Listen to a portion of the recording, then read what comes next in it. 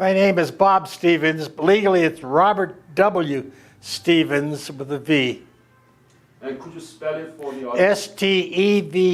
Yes. What is your birthday? 429. Strike that. 4/13/29. 29. Yes, 1929. So you were born in the year of Great Depression.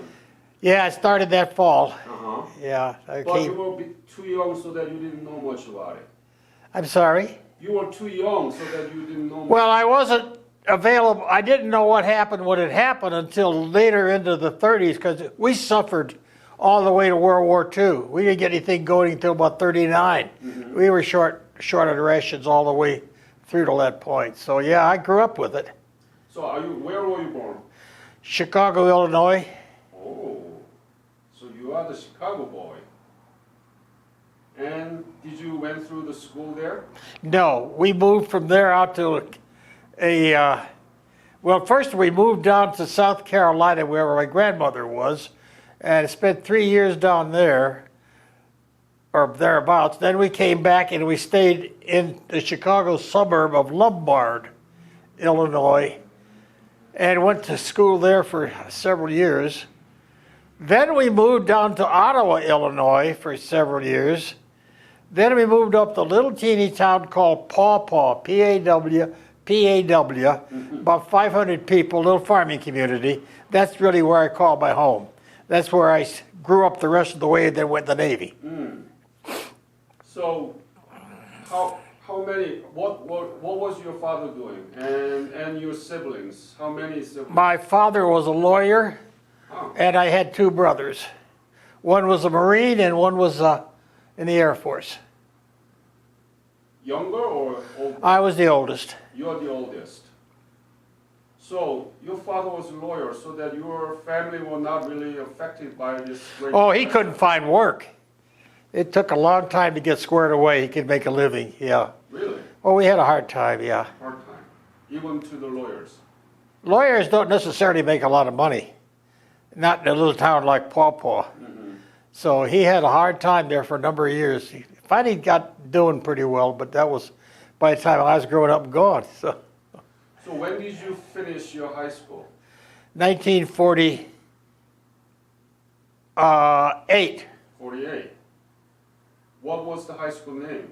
York High School in York, South Carolina. York. Y-O-R-K. Yeah. York High School in South Carolina. Right. And let me ask this question. In your school, did anybody teach you about Korea, Korean history? No, we didn't. When Korea started, I didn't even know where it was. That was 1950. I was already 2 years into college by then, and I couldn't have pointed on the map where Korea was when it started. Didn't take me long to find out, but What about Japan and China? Did anybody teach about it? And well, yeah, we had World War II. We went through that pretty thoroughly, and the Pacific War and so forth. But no, there was no emphasis on China or not much of anything really. Just history, kind of government and stuff going through it. But no, there wasn't much done. I see. And then you said that you were in college after the graduation of high school? Yeah, I went to college. What college? I graduated from Northern Illinois State University with a bachelor's degree. And then I did a little graduate work down at the University of Illinois. And then I went into the Navy. What did you study? Political science. Political science. So you are my senior. Is that right? Yeah. So tell me about what was like to study political science back at the time in 1950. We studied government, a lot of different kinds of government structure in various countries with government. And Competitive governments. yeah, several different countries. Studied some of the British, of course. And we didn't do enough with Japan. I wish we'd done more. But we weren't, at that point, we were still occupying Japan. So there wasn't much going on except MacArthur. We knew about him, but that was about it. So as a political scientist, compare, please, the politics at the time and now. these days? Oh, Christ. Well, in my own opinion, our republic is dead. I really believe it. It hasn't crumbled completely, but it's not like it ought to have been, and not like it was when I was a youngster. And we've lost control of our government, what it boils down to. I'm dumbfounded to have all this problem about Seattle and Portland and all these other places. There's business about the police, and it's just not, I feel we're in bad shape, is what I feel. Yeah. I really think so, and I don't know how you're going to get out of it. Yeah. So, It's a chaotic. the last election for president, I voted in Willie Nelson. I thought Willie Nelson would do a heck of a lot better job than the guy we've got, and I think he would have. All you'd had to do with Willie is give him marijuana, put him in the corner, and let him have his guitar, and put a good staff around him, and listen to him. The guy we got now won't listen to anybody. Wow. I love this part. No, don't print this. This is print it if you want. I don't It's a care. free country. You can say anything you want. That's what I do too. Exactly. So, I love it. It's so good to have a political science senior. You know? So, Well, I studied a lot of constitutional law yeah. and that kind of thing, but that was a long time ago, and I haven't done anything with it in many years. So it's gone on by me now. I think pretty much a lot of those things, but I kind of keep an eye on things a little bit, and kind of So see. where is our Constitution now? It's in the trash. They're not paying any attention to it at all. There's nothing in the Constitution that gives the federal government the right to do a lot of stuff they're doing, and primarily Trump. There's nothing that gives him the authority to do all this kind of stuff. Supreme Court keeps knocking him back, but I don't know. It's not comfortable for an old man, I'll tell you that. Yeah, and I'm hearing that he's not going to just withdraw from White House even though he's defeated. I don't know what he's going to do. He's unbalanced. I think he's unbalanced enough to where he might do any kind of a crazy damn thing. I have no idea, but I wouldn't be surprised if he didn't fold his tent quietly and retire.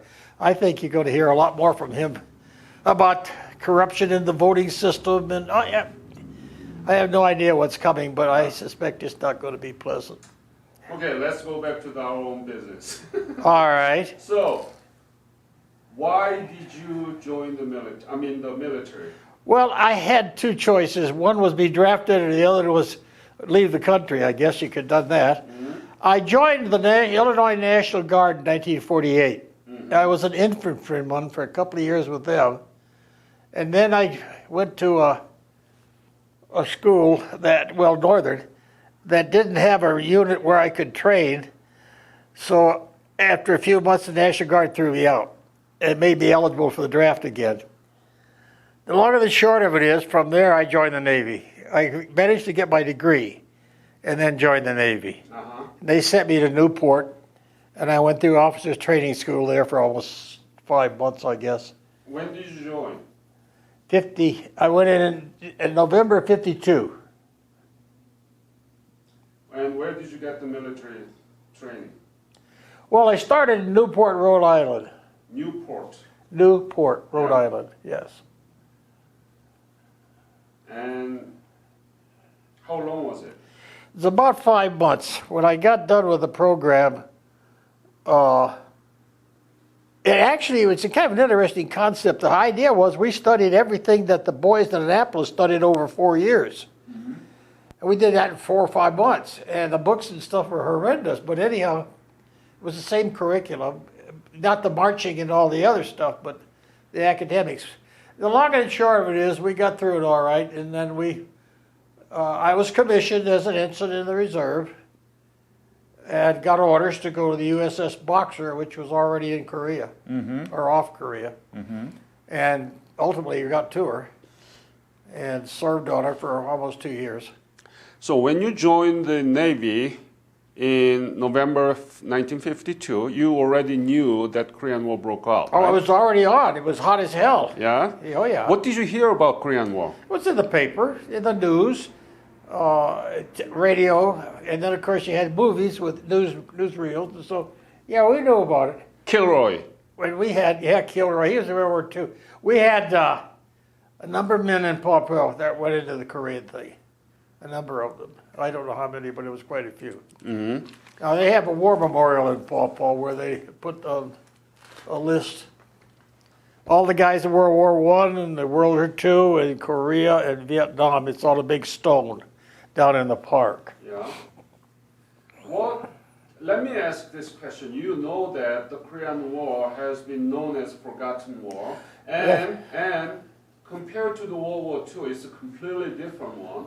And so my question is, how people react to the breakout of the Korean War in 1950s in America, and why do you think that Korean War has been known as a forgotten war? We didn't win it. It's one thing. Yeah. We never signed the treaty with that bunch. And then secondly, it started 5 years after the World War II ended. And people were pretty much fed up with the whole thing. I don't think they were interested in talking about war and so forth like they did in World War II. And we were consumed with that. And the Korean thing didn't do that. And it also didn't distress the economy. You know, you could buy a new car all the way through it. You couldn't even get anywhere near a new car in World War II. So it didn't mess up the home front, so to speak. You could get anything you wanted or buy anything pretty much. So everything goes well here in the state. Perfectly. And people didn't know anything about Korea before, right? No, but no, we didn't. I didn't even know it had been divided, agreed to between the end of World War II. I didn't know about the country until after it all started. Then I got pretty knowledgeable. So when you joined the Navy, did you ever think that you could go to Korean War? Oh, sure. We had two fleets. We got a fleet in the Atlantic and a fleet in the Pacific. Yeah. And I wanted to get in a ship that was in the Mediterranean. That was supposed to be the best duty. So I asked for a large combat, and thank gosh, because I got seasick problems, in the Mediterranean. And so what I got was a large combat in North Korea. And that was fine. It was a good ship, wonderful ship. So you were very honest. You wanted to be in Mediterranean rather than in Pacific. Oh, that's a great liberty place. I mean, you know, that fleet isn't getting shot at. They're not losing men and stuff. And, Exactly. And it was a paid vacation kind of a thing. Exactly. We have an ex-senator here with us, Alan Simpson. Yes. Are you going to talk? No, I don't think he belongs to the Korean group. I don't think so. No, but Alan was my group, but he was through college program, and he went to Europe. He was in Germany during that 2 years that I was sitting off Korea. Yeah. Yeah, many old veterans told me that they wanted to go to Germany, but they were, you know. Yeah, well, Germany would be for the soldiers. That's right. Navy, the military. To Korea, and they said, "God damn, we wanted to be in Germany." Yep. And he said, "Where is Korea?" That's right. Didn't even know where the damn thing was. Didn't take long to find out once it started, though. Mm-hmm. So, were you afraid to be dragged into the war? No. What do you mean, no? I didn't feel any. I had no fear. I didn't see anything going to happen to me right away. No, I wasn't afraid to go at all. It was just an imposition because I gave up 4 years, 44 months, which I thought I could have used better than steaming around out there. But no, I was discomforted in terms of. So when did you leave for Korea? From where? Well, I left Newport, Rhode Island, went back to Paw Paw and saw my folks, and from there on drove to San Francisco with a friend, caught a ship, because the carrier was already off the coast of Korea, caught a ship and went. What was the name of the ship? USS Boxer, Boxer.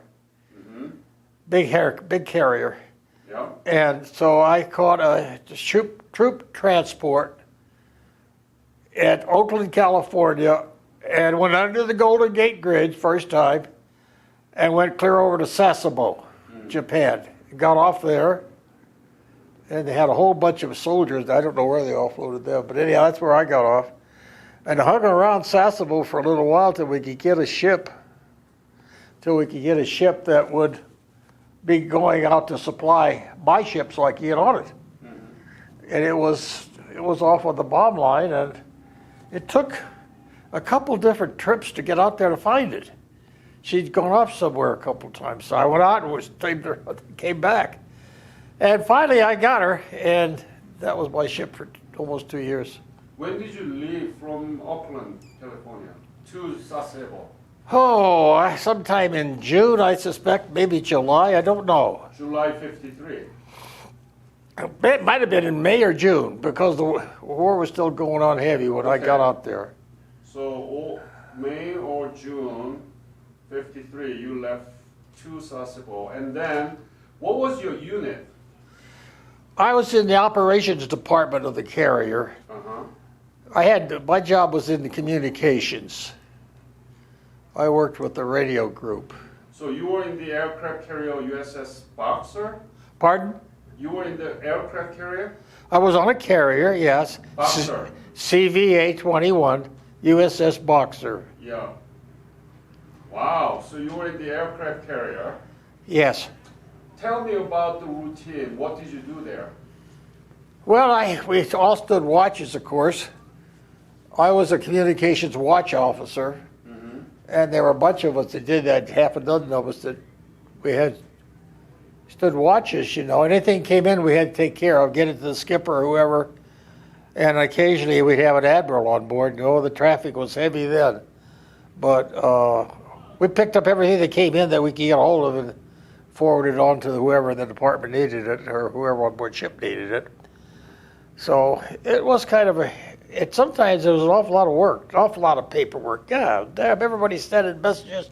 Most of them didn't mean a thing, but they had to all be taken care of and gotten around. So that's what I did. Any particular memory that you still have about the war with North Korea or any enemies? Well, we lost several men over Korea, pilots, and matter of fact, I made friends with some of those guys, and then I wished I hadn't because they didn't come back. So after that, I quit making friends with the air group, just the ship's company, because they're not going anywhere. And we lost, I don't know, 5 or 10, at least 5 men, each cruise. More, I didn't keep track of what we lost. Those planes, they didn't have a chance to get out of those things. Yeah. They just went like a rock, and they couldn't get out. None of those guys survived. What was your rank at the time? Well, I went in as an ensign. What is that? Ensign, E-N-S-I-G-N, ensign, and then got promoted to lieutenant junior grade, and then got promoted to lieutenant. So that's the officer, right? Those are all officers, Yeah. commissioned officers. Yeah. Then when I left active duty and stayed with the reserves, I stayed with the ready reserves. I could have been called back, whatever.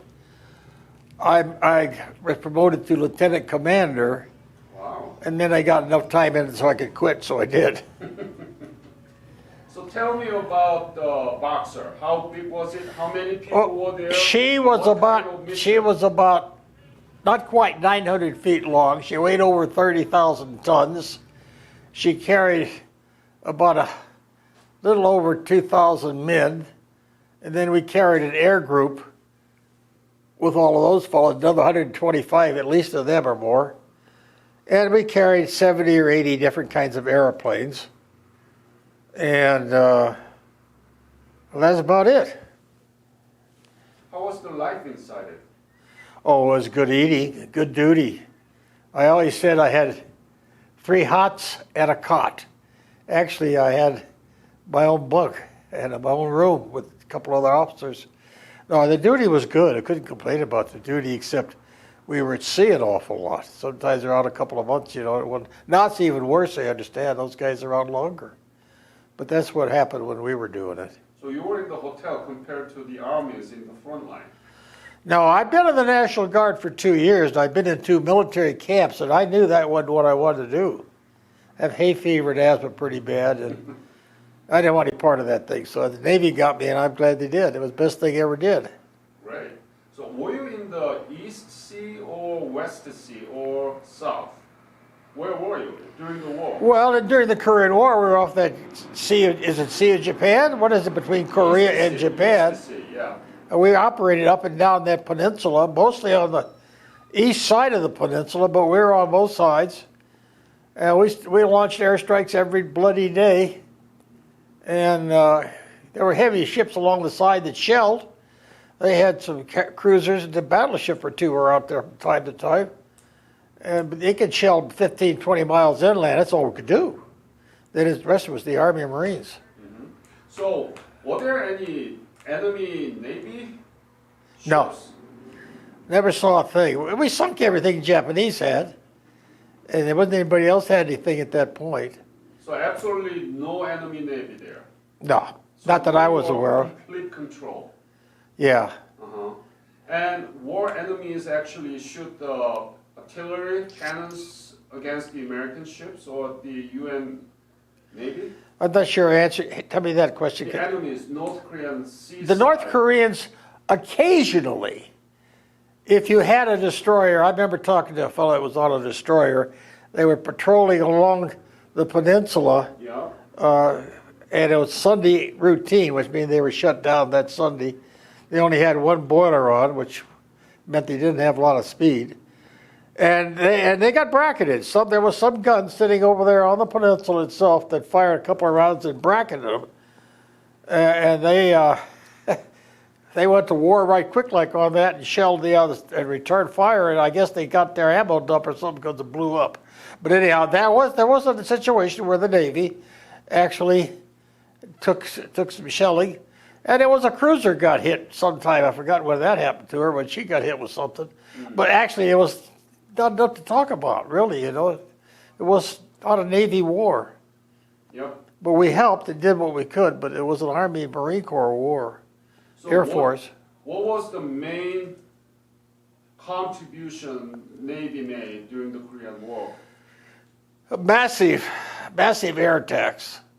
We had 70 planes. We lost 15, 20 all every time turned around with bombs and strafing and rockets and so forth. And we put a lot of ordnance on that peninsula. We bombed the hell out of them all over the place. Mm-hmm. We had a couple of airplanes that were modified to take pictures, and they flew over and looked over things all the time. We were finding targets that had developed, and then we'd get together and go get them. So we had a lot of that. The Navy, and when I first got there, we were bombing 3 days out of 4. On the 4th day, we had to replenish. And so we spent the whole day taking on fuel and ammunition and food and everything. So that whole day we were dark as far as fighting goes. Later on, we decided we wouldn't do that anymore. We'd fight every day, and we'd replenish at night. So we'd have a tanker come up alongside us and give us fuel, and then a supply ship would come alongside us and give us food and so forth. And then a ship would come along and we'd bring all these big 250, 300-400 pound bombs on board, and load them. And so every day we fought towards the end. We bombed every day. So I think we helped. But it was a mess. I was just sorry it went the way it did. Why? Well, because it never got finished. Mm-hmm. We got all that trouble in North Korea now. It's getting worse all the time. Exactly. I don't know what to do about that much. I swear I don't. Mm-hmm. But you've got relatives on the other side of the line, haven't you? Absolutely. Yeah, that's a shame. My mother's uncle still lives in Wonsan and Pyongyang. Okay. So it's a separated family. Yeah. It's a national tragedy. Well, that's a whole man. That guy you got in North Korea is half nuts too. I think. I think he's very dangerous. But anyhow. What do you think about the love affairs between our president and Kim Jong-un? Our president, as far as I'm concerned, is unbalanced. And I don't know what he'll do from 1 minute to the next, nor does he. So the North Koreans, they have no way of knowing what that fool's going to do. And the South Koreans don't either, really. That worries me a bit. But That's the way it is. You seem to be an endangered species in Wyoming, which has a lot of so-called Trump lovers. Well, I don't know about that. You know, when you get down to it, remember Shakespeare, in one of his plays, I forgot, I should have been like you. Anyhow, Shakespeare said, "There's little choice in rotten apples." And that's what we had last time around. You had that woman who was just as crooked as a snake, and then him, and you didn't realize he was quite as bad as he turned out to be. So there we are. And I won't vote for him. I know a lot of guys will, and hell, my daughter-in-law thinks he's wonderful. And I have not said to her yet, but I think he would like to be an Adolf Hitler. Yeah. I don't know if he'd want to prosecute any bloodline or anything, but he would like to just be able to turn a scritch and get this or that. Yeah, that's what he's trying to do. The Supreme Court stops even some, and the Congress got a kind of hold on him, but not much. He's got the armed forces, and it scares me. Let's put it that way. Yeah. But I served at the convenience of the United States President for a long time, and he'd be my commander-in-chief if I was able to serve, I guess. I don't have to worry about that. So when did you finish your service? 1972. Oh. That's when I retired after 20 years of total service. What did you retire as? Lieutenant commander. Wow. And what did you do after that? I didn't drill anymore. I didn't do anything. I just stayed in the records, but I didn't do anything or drill, or I was gone. I was retired. Uh-huh. So they retired So me. you didn't have any work after that? Oh, the civilian work? Yeah, yeah. Oh yeah, no, I did all kinds of things. What? Well, I went to law school after I got out of the Navy. What law school? University of San Diego School of Law, Uh-huh. and practiced law in California for a number of years, and then moved up here and practiced law a little bit here in Cody. So I did that. Then for 29 years, I taught as an adjunct professor at Grossmont College in the evening division. I loved teaching, and I taught business law. Business. Sometimes I taught economics at Grossmont College. Ah, good for you. And that's about it. That's a lot. That's enough. Yeah, so you followed your father's footsteps. I guess in a sense that's true, yeah. Yeah. Yeah. So, when did you leave from service of Korean War? 1950? 1972 is when I retired from the Navy Reserve and everything. I left the Korean War in 56. The war was over with then, but I was still in the Navy. So you were based in Japan, Not in Japan, the ship was moving around. always, even after the war. Oh yeah, they still went on heavy cruises. So you been That ship around went out- the that ship went- peninsula until 1956? Well, no, actually, I got off the ship. I got orders in 1954 Yes. to go to an admiral's staff, First Fleet Command, and I worked for an admiral for 2 years. And during that time, I served him in the communications department with a whole bunch of us. And we operated one time with the Canadian Navy and did some kind of exercises and stuff up down the coast. But, and at that time, I was on a heavy cruiser. The staff was the flagship was a heavy cruiser, the Los Angeles. So I was on her for a while. Okay. So, as a Korean War veteran, and as a lawyer and professor, what do you think about this? The legacy of the Korean War. What is the legacy of the Korean War? What is the importance of the Korean War? It stinks because we never got it finished. And you can't have a war that you don't finish and have it come out too well. We signed that stupid armistice, and in what, July of '53, I think it was. 27, July 27. And pulled back and left it.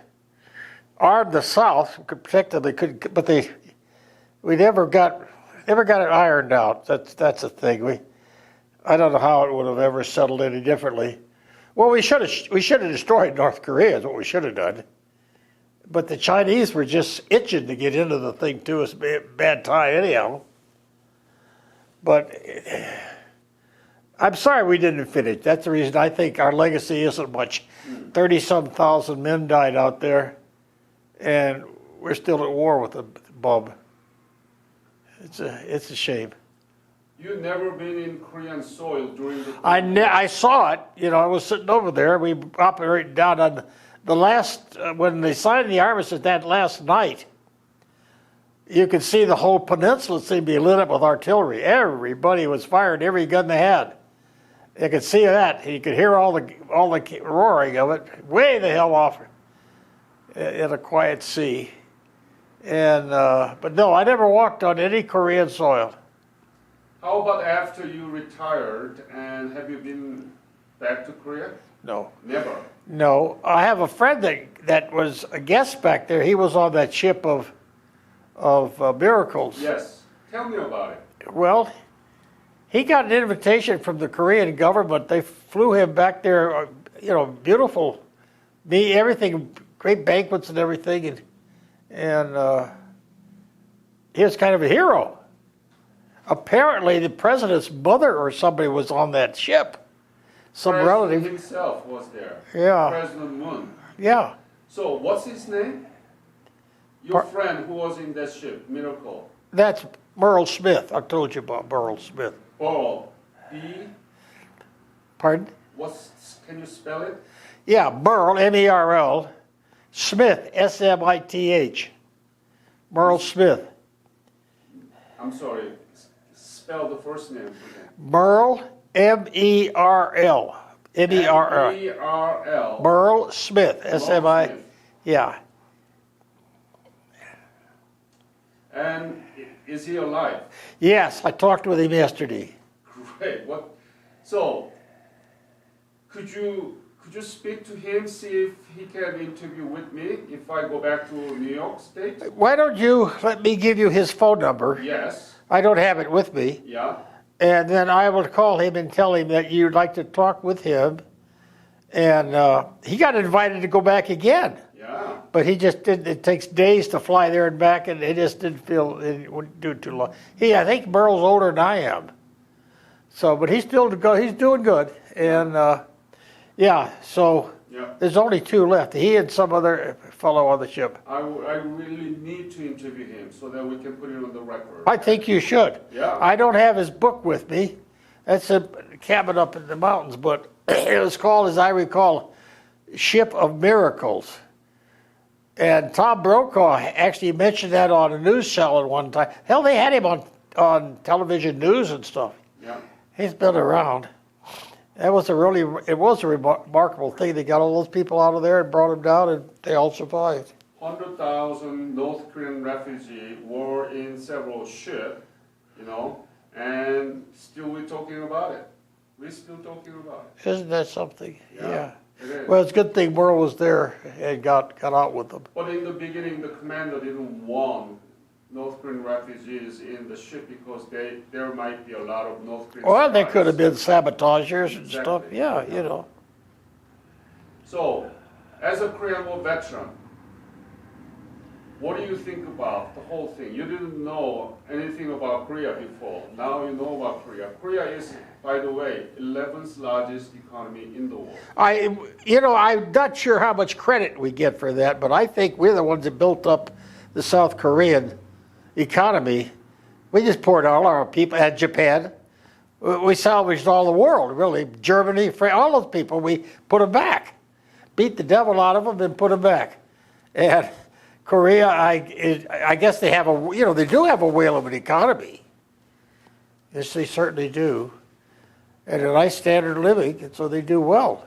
By 2030, Korea projected to be number 7, which is ahead of France. Well, I can see that, those French. But you're not going to get ahead of the Germans. Yeah. Well, you might, because they're always very ambitious and hard workers. You can have a hat on so that I can have it. Put my hat on. Yeah, All right. yeah. Beautiful. So, are you proud to be Korean War veteran? Of course. My country wanted me and asked for me to come, and I helped and did what I could.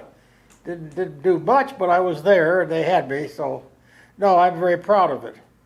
I thought at the time it was pretty much an imposition because a young man with 4 years taken out of his life, in a sense, I had to go on to law school and stuff that things hadn't been done yet, and I had to wait on it. But it worked out just fine, just fine. So the Lord blessed me pretty mightily. That's gave me a wonderful wife and a nice family, and done well. Excellent. I've even got food in the refrigerator. During the coronavirus. Yes, Yeah, this is horrible time.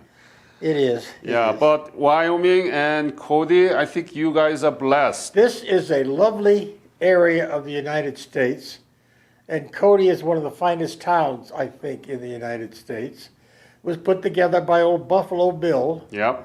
but he built the dam out here, which gave us all this water that we need. He built the road that went into the park so that we could open that up.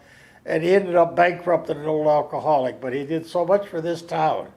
Just remarkable what he got done. Mm-hmm. So he's a big hero around here. Yeah. And did you get to our museum?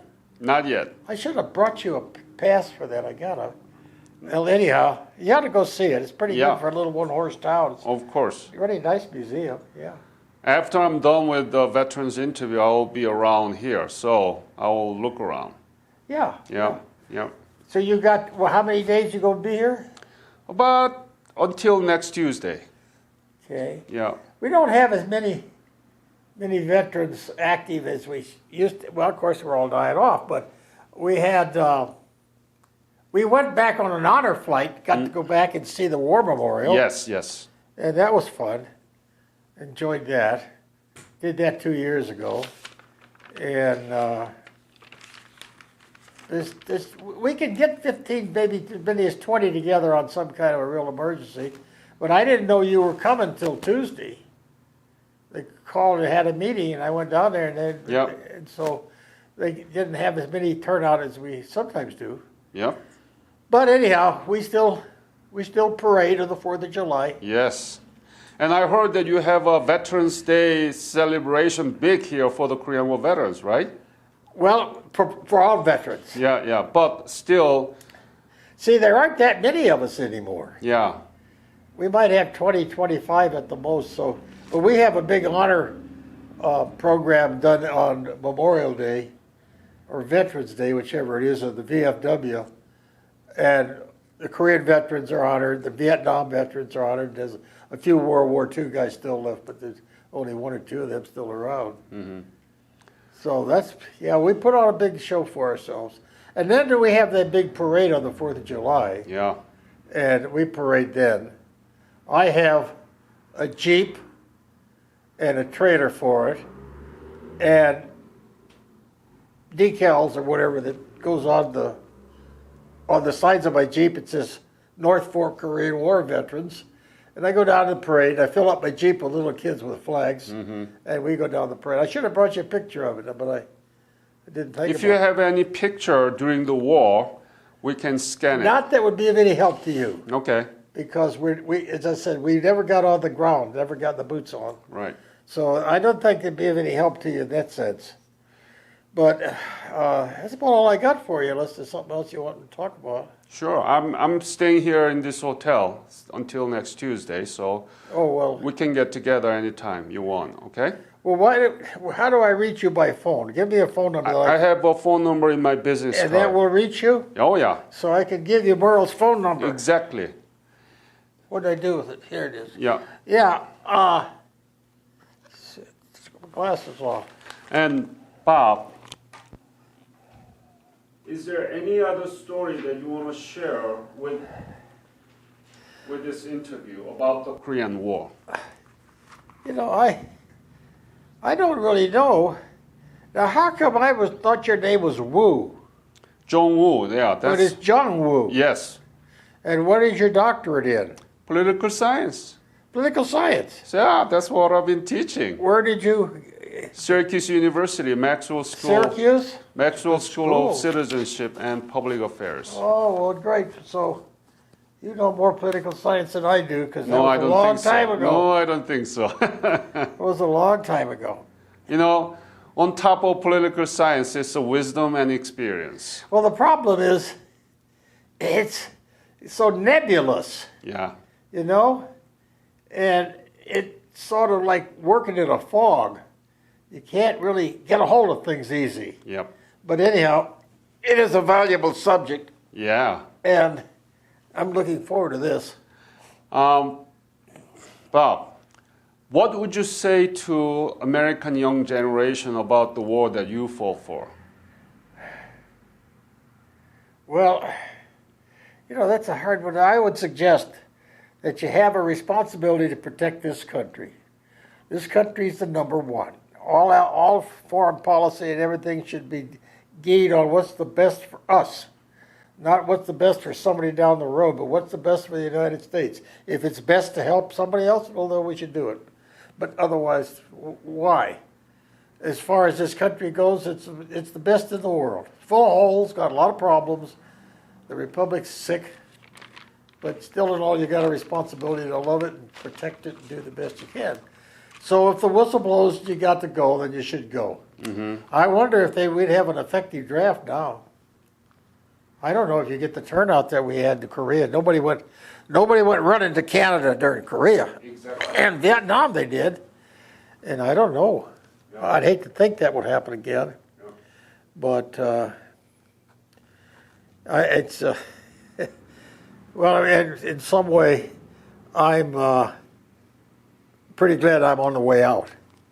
I got 91, be 92 later on, and my son's up here trying to find a house and move, and my daughter's up here now, so I got everybody with me, and I've done everything. Perfect. You know, Yeah. Bless. fought a war, fought depression, raised the children, did all kinds of things. Yeah. And you were Syracuse. Yeah. That's a good school. Yeah. And what's your doctorate, PhD? Yeah. Good for you. I'm really impressed. Yeah. My dissertation was about Korea's rapid economic development and the role of government, so-called developmental state. Yeah. And then I added democratization into it, and I published the books on that. I published a book about North Korea and information technology and so on. And I'm working on U.S.-Korea relationship from 1866. Oh, that goes back a ways. General Sherman and Commodore Schufeld. Do you know him? No, the one who opened in Japan was Commodore Perry. Perry. Yeah. But Commodore Schufeld was the one who, made the treaty between U.S. and Korea in 1882. I see. I didn't. That's history I don't have. And then Any at all. after that, Theodore Roosevelt gave Korea to Japan to get the Philippines. There is another buffoon. I think this about. Well, I think he was manic. I don't Macho think- man. He wasn't depressive, but he was manic, and he did all. Why did he put together and try to do the treaty with Japan and Russia? Russo The Treaty of Japanese, Portsmouth or whatever it was called, New Hampshire, wherever it was. Because he wanted to have a Nobel Prize. He wanted to be in everything, and you know that jerk. He got Japanese mad at us because he wouldn't give them any reparations. Exactly. God. Wow, you and I share so much thing. I was afraid to talk about Trump. I didn't ask that direct question to you, but I asked you about compare the politics in 1950 and now. You were pointing to that, and I share a lot. I think we share a lot. So I wanted to get together with you over dinner or whatever, and really appreciate that you coming for this. Well, I would love to do that. I would suggest that Teddy Roosevelt caused World War II. The reason I say that is he thought this crazy idea of building an empire, jumped on Spain, and then took away the Philippine Islands and made the Japanese furious. And what we never made a nickel out of that thing. had to go back and beat him out of there in the 40s. You know, he did a lot of bad things, and people don't seem to see that. Yeah. But we did get the canal. He did get a But canal. Franklin Roosevelt, his cousin, also did a lot about World War II, and he was sick already in Yalta Agreement in 1945 in February, and he made the wrong decision, a lot about it. That unconditional surrender thing, he just popped it off the top of his head. Yeah. It might have been the thing to do, but they didn't talk it over with the Russians or with Churchill or anything else. He just said unconditional surrender is going out the door. And he invited Russia to Korean Peninsula. And That's right. He thought he could handle Uncle Joe. You couldn't handle Uncle Joe at all. Stalin, you mean? No, Stalin. Uncle Joe Stalin. Yeah, well, I used to use a statement that's probably not true, but I've always said no C student should be president. You know, and he was. Yeah. He was a C student, and Bob, I really enjoy this well, I've enjoyed talking conversation, and I hope that I can talk to Merle Smith by your introduction. And if you with you. I better can, call Burr. As soon as I get back, I'll try to get him. and let me know if you are available during my stay, okay? Thank you again, and on behalf of Korean Nation, we thank you for your service. You know, I got a medal from you guys a while back. Yeah, Peace Ambassador Peace Medal. Yeah. Yes. The fellow came from, I believe, San Francisco Yep. and gave us a medal. That was nice. I like that. That was nice of him. And he paid for our meal. How could you do any better than that? You get a Yep. free meal and a medal. Thank you, sir. Thank you. Well, you know,